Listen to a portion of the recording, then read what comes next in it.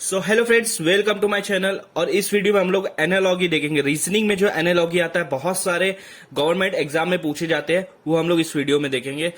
सो दोस्तों, यहाँ पर मैं आपको देखो एक बोर्ड पे, एक छोटा सा बोर्ड है, उस पर पढ़ाता हूँ, क्योंकि मेरे पास देखो कोई और चीज है नहीं। मैं कुछ आपको डिजिटल बोर्ड या ये चीज अफोर्ड नहीं कर सकता हूँ, लेकिन मैं उस तरह का आपको मैं ट्राई करूंगा कि उस तरह की पढ़ाने की कोशिश करूंगा, समझाने की कोशिश करूंगा। ठीक है, अब यहाँ पर हम लोग देख रहे हैं एनालॉगी का ये क्वेश्चन है। एनालॉगी क्वेश्चन में पहले दो के रिलेशन अगर आपको मिल गए तो अगले दो के रिलेशन भी आपको, मतलब उस रिलेशन के जरिए से आप क्वेश्चन मार्क का यहाँ पर निकाल सकते हो। ठीक है, तो पहला वाला क्या दिया हुआ है, CDGF, ये चार आपको लेटर दिया हुआ है, लेकिन उसके बाद वाला लेटर है HILK। क्या है HILK? तो अब ये आपको पहचानना है कि C के बाद H ही क्यों आया, D के बाद I क्यों आया, G के बाद L क्यों आया और F के बाद K ही क्यों आया। ठीक है, तो आप ये देख लो C और H के बीच में कितना डिफरेंस हम लोग देखते हैं। DEFGH, पांचवें नंबर पर H आ रहा, C के बाद पांचवें नंबर पर H आ रहा।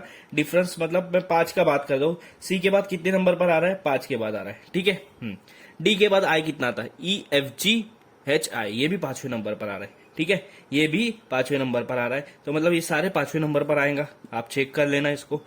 ठीक है, तो मतलब यहां पर दिया है NORQ, इसका मतलब इसके बाद पांचवें नंबर पर जो लेटर आता है वो हमारा आंसर रहेगा। N के बाद ठीक करते, OPQRS, पांचवें नंबर पर एस आ रहा है, तो आपके ऑप्शन में कई ऐसा है, पहला नंबर, यस, ये राइट हो गया, आपका आंसर खत्म। अब आगे भी चेक कर सकते हो, इसका आंसर वही होगा, क्योंकि O के बाद देखो, O के बाद आता है PQRST, पांचवें नंबर T आ रहा है, तो देखो सेकंड लेटर T है। आप बाकी भी चेक कर लो, राइट आंसर आएगा। तो यहाँ पर राइट आंसर है आपका C। तो इस तरह से आपको यहाँ पर सिलेक्ट करना है। ठीक है, तो चलिए बढ़ते हैं सेकंड क्वेश्चन की तरफ। फ्रेंड, ये हमारा सेकंड क्वेश्चन है इसी वीडियो सीरीज का।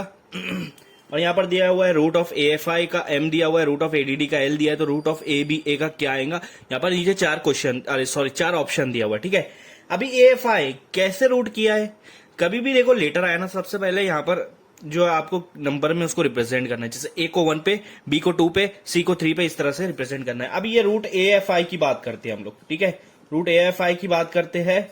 Root of square root of A बोले तो 1 होता है, 1 से रिप्रेजेंट करते हैं। F कहाँ आता है, देखो ABCDEF, F आता है आपके 6 नंबर पर।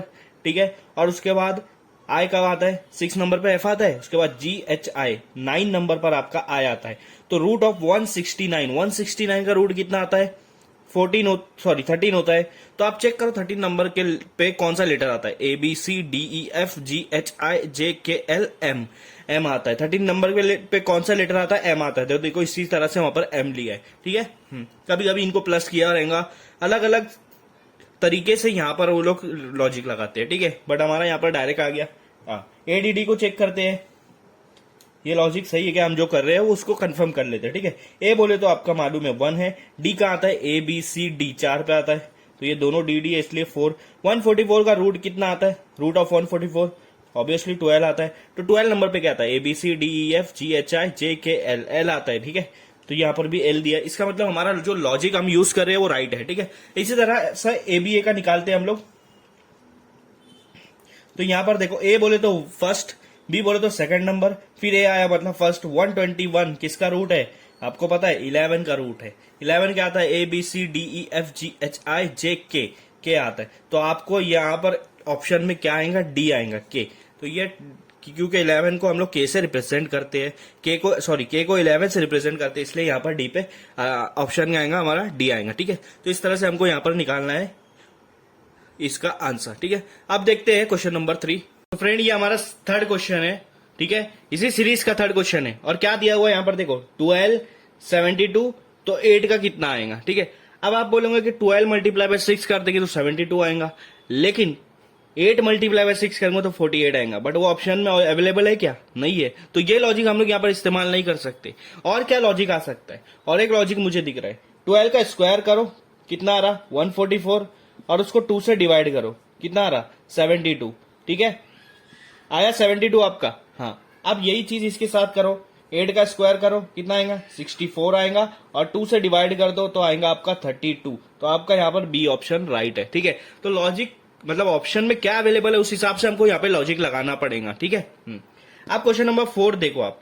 क्वेश्चन नंबर 4 क्या है, यहाँ पर 6 तो 42 है, तो 7 का क्या आएगा वो हमको नहीं मालूम, वो फाइंड आउट करना है। ठीक है, इसमें भी एक लॉजिक ये लग सकता है कि 6 को 7 से मल्टीप्लाई कर दो 42 आएगा, ठीक है, लेकिन 7 को 7 से करूंगा तो 49 आएगा क्या, हाँ सॉरी 49 आएगा ना, तो लेकिन यहां पर 49 है क्या, नहीं है, ठीक है। तो एक और लॉजिक है यहाँ पर, जब 6 को 7 से कर रहे हैं, मतलब 6 को एक नंबर ज्यादा से कर रहे हैं हम लोग मल्टीप्लाई, तो आप क्या करो 7 को भी एक नंबर ज्यादा ले लो, 7 से आगे वाला नंबर, 7 से आगे वाला नंबर कौन सा आएगा 8, 7 8 से कितना होगा 56, तो आपका यहाँ पर ऑप्शन ए आ रहा, राइट आ रहा। तो आया समझ में इस तरह से, तो आपके पास ऑप्शन क्या अवेलेबल है उसके हिसाब से आपको यहाँ पर सॉल्व करना है। तो इस तरह से हमारे को यहाँ पर 4 क्वेश्चन इस सीरीज में सॉल्व हो गया, इस वीडियो में सॉल्व होगा, ठीक है। बाकी के हम लोग वीडियोस नेक्स्ट वीडियो में देखेंगे, ठीक है। अभी तक के इतना काफी है, इतना आपको समझ में आया, इतना कैसे सॉल्व करते हैं, ठीक है।